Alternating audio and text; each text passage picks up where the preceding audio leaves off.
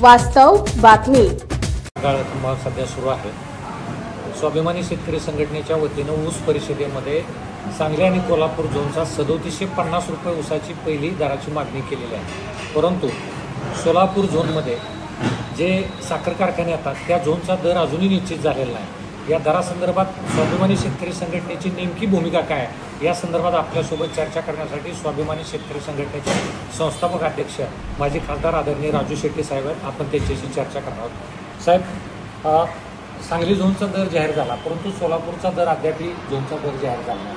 नेमकी काय आपली मागणी असेल? एक तर ठीक आहे, कोल्हापूर झोनमध्ये रिकव्हरी जास्त आहे मी समजू शकतो, पण एवढी जास्त नाही की सोलापूर परिसरातील साखर कारखान्यांनी अगदीच कमी म्हणजे 2200 ते 2500 रुपये उसाला दर द्यावा।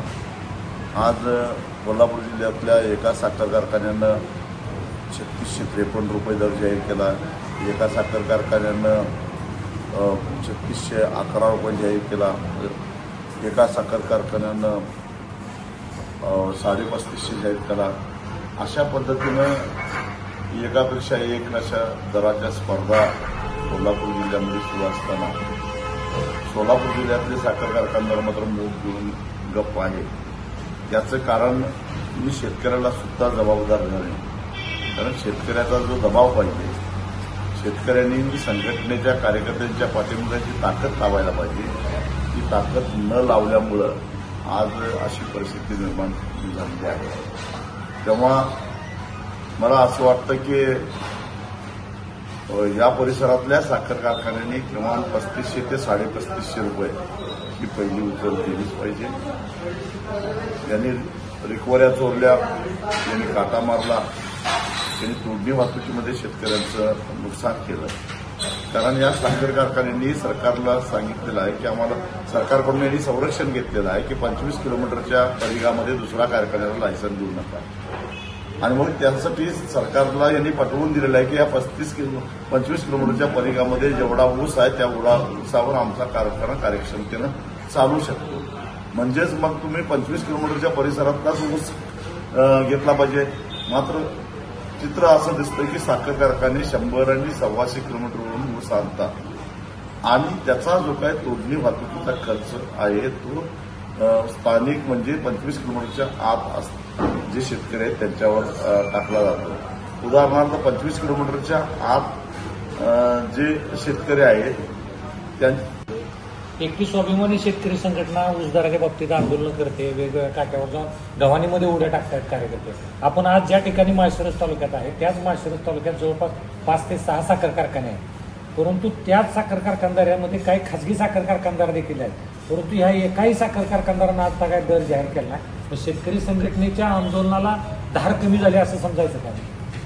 धार कमी झालेले नाही, संघटनेचे कार्यकर्ते प्रामाणिकपणानं जे लढतात त्यांना शेतकऱ्यांची साथ कमी झालेली आहे। शेतकऱ्यांचं काय कारखानदारांच्या बरोबर किंवा स्थानिक नेत्यांच्या बरोबर पंगा घ्यायचा नाही, त्यांना वाईट व्हायचं नाही आणि त्यांना दरही पाहिजे, असं कधी होत नाही। आणि त्यामुळं शेतकऱ्यांनी कार्यकर्त्यांना उघडं पाडल्यामुळं कार्यकर्त्यांची ताकद कमी व्हायला लागली। तरी सुद्धा अजित बोरकरांचे सारखे कार्यकर्ते निष्ठेनं लढत राहतात। मला असं वाटतंय की या कार्यकर्त्यांना शेतकऱ्यांनी जपलं पाहिजे, नाहीतर भविष्यामध्ये याच्यापेक्षा वाईट प्रसंग आल्याशिवाय राहणार नाही। नगर परिषदा आणि नगरपंचायतीच्या निवडणुका, आता नगरपालिकांच्या निवडणुका जाहीर झाल्या, त्या संदर्भात आचारसंहिताही लागलेल्या आहे, परंतु त्यानंतर लगेच स्थानिक स्वराज्य संस्थांच्या निवडणुका होऊ पाहत आहेत। यामध्ये स्वाभिमानी शेतकरी संघटना सहभागी होणार काय किंवा काय आपले उमेदवार उभे करणार? आमचे जे काय अनेक वर्षापासून काम करणारे कार्यकर्ते आहेत त्यांना निवडणुकीच्या रिंगणामध्ये उतरवून त्यांना निवडून आणणं ही आमची प्रायोरिटी आहे, कारण त्याचा फायदा शेवटी चळवळीलाच होत असतो। समजा अजित बोरकर आता चांगलं काम करतो, तो जर का जिल्हा परिषद सदस्य झाला आणि तो आंदोलनात उतरला तर आंदोलनाची ताकद अजून वाढते, कारण आंदोलनामध्ये जेव्हा लोकप्रतिनिधी उतरतो त्यावेळेस त्या आंदोलनाची व्याप्तीही वाढते आणि ताकदही वाढते। आणि ते करण्यासाठी म्हणून जे अनेक वर्षापासून संघटनेमध्ये काम करत आहेत अशा कार्यकर्त्यांना जिल्हा परिषद, पंचायत समिती किंवा नगरपालिकेमध्ये नगरपंचायतीत पाठवण्याचा आमचा प्रयत्न आहे.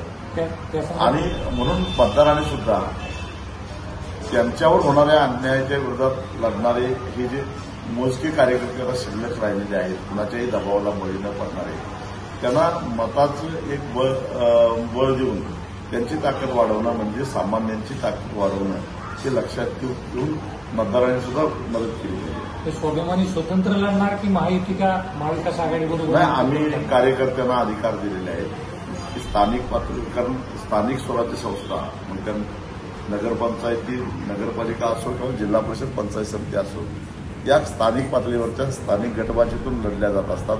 पक्षी 20 साखर कारखाने घ्यायची ताकद त्याच्याकडे आहे. याकडे कसं पाहता तुम्ही भविष्यात? अचंबित करणारा हा प्रवास आहे आणि नेमकं काय आहे हे तपासून बघावं लागेल.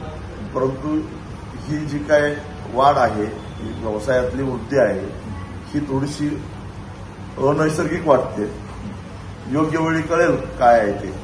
ही जी वाढ अनैसर्गिक वाटते. वाढ आहे की सूज आहे म्हणावं लागेल आपल्याला. समजून घेतलं पाहिजे, कारण अशा पद्धतीच्या अनेक प्रलोभनं दाखवणाऱ्या कंपन्या मार्केटमध्ये येतात जातात आणि त्याच्यामध्ये लोकांची फसवणूक होते. तेव्हा या सगळ्या गोष्टी थोडा सावधगिरीनंच बघितलं पाहिजे. हळूहळू कळलं काय नेमकं काय आहे ते. माळशिरस तालुक्याच्या सीमेवर म्हणजे तो सांगली जिल्ह्यामध्ये, आटपाडी तालुका सांगली जिल्ह्यामध्ये येतो.